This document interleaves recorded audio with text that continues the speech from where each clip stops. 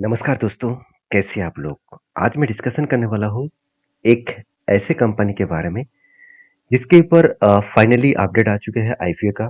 तो इस आईपीओ में कंपनी किस तरीके से परफॉर्मेंस करेगा, उसका एक इन्फॉर्मेशन आपके साथ में शेयर करने वाला हूँ। तो इस वीडियो को पूरा लास्ट तक देखिएगा। कंपनी का नाम है सैडीमैक। तो सैडीमैक जो कंपनी है, इस कंपनी मोबिलिटी और इंडस्ट्रियल बेसिस में काम करते हैं। तो सबसे पहले ये जान लेते हैं कंपनी का बिजनेस मॉडल्स क्या है। तो देखिए जो सैडीमैक कंपनी है, ये जो कंपनी है बेसिकली 2007 में स्टार्ट हुआ था और एक पुणे बेस्ड टेक्नोलॉजी कंपनी है। स्पेशलाइज जो है वो कंट्रोल इलेक्ट्रॉनिक्स के ऊपर।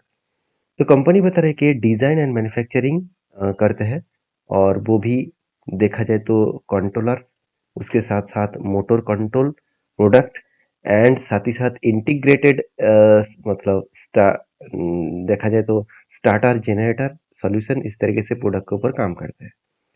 तो कंपनी बता रहा था company focus on innovation through patent जो है मतलब पेटेंट यहाँ पे देख सकते हैं sensor less motor control technologies. तो बेसिकली ये जो कंपनी है वो स्केलेबल इलेक्ट्रॉनिक्स सॉल्यूशंस के ऊपर काम करते हैं। तो कंपनी डेवलपमेंट के ऊपर, डिज़ाइन के ऊपर एंड मैन्युफैक्चरिंग के ऊपर काम करते हैं।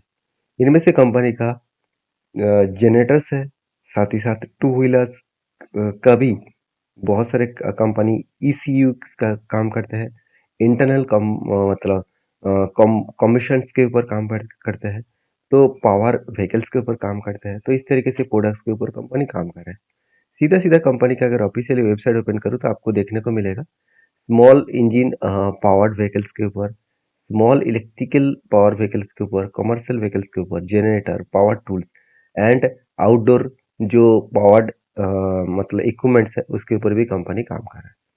तो चलो अभी काम क्या कर रहे हैं वो तो पता चल चुके हैं, अभी प्रोडक्ट क्या देख लेते हैं। मोबिलिटी इंडस्ट्रीज के ऊपर company engine based two wheelers, E bikes, small electric vehicles, E scooter, E rickshaw, E L C Vs, commercial vehicles इस तरीके से प्रोडक्ट्स के ऊपर काम कर रहे हैं और जनरेटर्स के ऊपर भी काम कर रहे हैं। टोटल कंपनी के एम्प्लॉय है 496 एम्प्लॉइज है 2025 के दिसंबर के डेटा के हिसाब से। तो कंपनी इलेक्ट्रिक जितने सारे स्कूटर व्हीकल्स होते हैं उसके ऊपर काम कर रहा है, जो बेसिकली फ्यूचरिस्टिक कंपनी है क्योंकि इलेक्ट्रिक गाड़ियां अभी मार्केट में जिस तरीके से छा रहा है उस हिसाब से देखा जाए तो इलेक्ट्रिक गाड़ियां जो कंपनी काम कर रहा है वो कंपनी फ्यूचर में अच्छा खासा ब्राइट दिखा सकते हैं। तो अभी के लिए क्या ब्राइट है क्योंकि हम लोग का आईपीओ के लिए क्या है, यहाँ पे तो कोई इन्वेस्टमेंट के हिसाब से नहीं है। तो कंपनी का जो आईपीओ का जो डेटा है वहाँ पे बता दूं कंपनी का जो फाइनेंशियल डेटा है वहाँ पे एसेट का अच्छा खासा ग्रोथ देखने को मिला। उस तरीके से टोटल इनकम भी ग्रोथ देखने को मिला। 2023 में 430 करोड़, 2024 में 535 करोड़ और 2000 मतलब 25 में 662 करोड़ और 2025 के दिसंबर तक 775 करोड़। तो मैं दिसंबर का छोड़ भी दूं, अगर मैं ईयर ऑफ ईयर बेसिस देखूं तो प्रॉफिट आफ्टर टैक्सेस के हिसाब से 8 करोड़ से बढ़कर आज 47 करोड़ हो गया। तो ऐसा क्या कर दिया कंपनी, 8 करोड़ बीच में 5 करोड़ हो गया था और इस बार अचानक 47 करोड़ हो गया। तो इसके पीछे एक रीजन है। रीजन क्या है? कंपनी का कर्जा।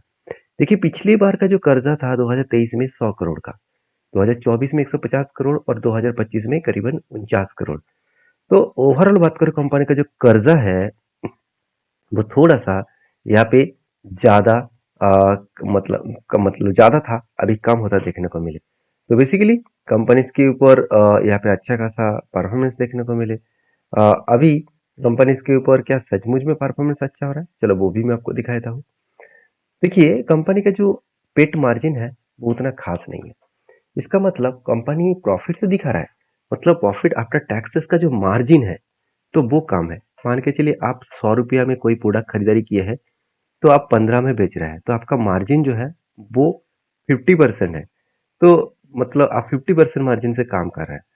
तो सोचिए अगर 100 रुपये में माल बेचकर आप 1 रुपये मतलब 11 रुपये में बेच रहा है तो आपका मार्जिन तो घट गया। आपका मार्जिन कितना हो गया मुझे जरूर कमेंट्स करके बताना। मैं यहाँ पे नहीं कहूंगा। तो मार्जिन जितना कम होगा उतना ही कंपनी के लिए दिक्कत आ सकते हैं। तो यहाँ पे मार्जिन कंपनी का काम देखने को मिला मतलब कम है, मतलब उतना ज़्यादा नहीं है। आरओसी आ रही तो कंपनी का परफॉर्मेंस ठीक है, डेप्थ काम किया, अच्छी बात है। कंपनी का पी रेशियो भी 10 के आसपास है। कंपनी का सॉरी अर्निंग पर शेयर 10 के आसपास है, जो उतना खास नहीं है, क्योंकि कंपनी का पेट मार्जिन कम है तो अर्निंग पर शेयर भी कम होगा। और कंपनी का पी रेशियो 126 के आसपास है। इसका मतलब कंपनी का जो प्रॉफिट अर्निंग मतलब अर्निंग रेशियो है वो बहुत ज़्यादा है। ये बहुत ज़्यादा इसीलिए बता रहा हूँ क्योंकि 126 बहुत ज़्यादा है। मैं एक बार फिर भी कंपेयर करके आपको दिखा देता हूँ कि इस फील्ड में बाकी जो कंपनी काम कर रहा है उसका क्या हालत है।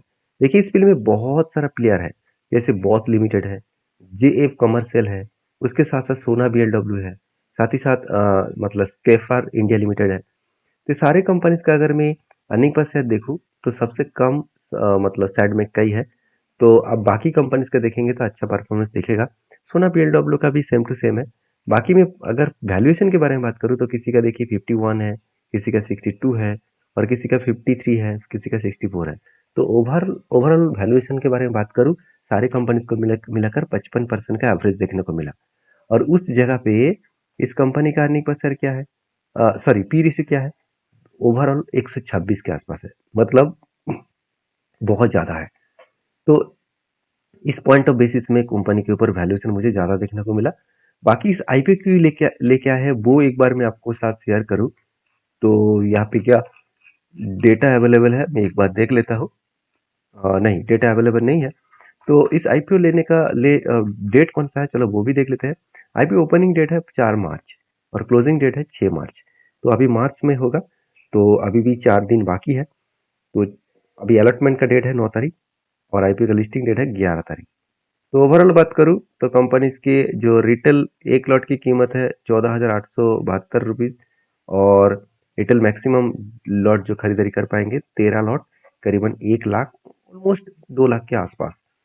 तो ओवरऑल बात करूँ तो कंपनीज की जो मतलब आईपीओ का डेटा है वो मैं आपके साथ शेयर किया हूँ। अभी इस आईपीओ टोटल 1000 ऑलमोस्ट 90 करोड़ के आसपास आईपीओ लेके आ रहा है। तो यहाँ पे टोटली ऑफर फॉर सेल है, मतलब यहाँ पे फ्रेश इशू नहीं है। तो ऑफर फॉर सेल मतलब कंपनी को पूरा का पूरा पैसा प्रोमोटर के जेब में जाएगा। तो ये बड़ा दिक्कत वाला पॉइंट्स मुझे देखने को मिला। बाकी इस कंपनी का एक बार मैं ग्रे मार्केट प्रीमियम चेक करूंगा। तो ग्रे मार्केट प्रीमियम क्या बता रहा है, देखिए अभी तक ग्रे मार्केट प्रीमियम 9.5% दिखा रहा था, वो धीरे धीरे करके घटते घटते 3-4% आ गया। तो ओवरऑल मुझे कंपनीज का परफॉर्मेंस उतना भी खास नहीं लगा और उतना बेटर नहीं लगा कि मैं इस कंपनी के ऊपर काम करूं। बाकी आपके क्या राय है जरूर कमेंट्स करके बताना। देखिए हर किसी का अलग अलग ओपिनियन होता है, आपके क्या ओपिनियन है मुझे कमेंट्स करके जरूर बताना। वीडियो अच्छा लगे तो लाइक करना। Thank you.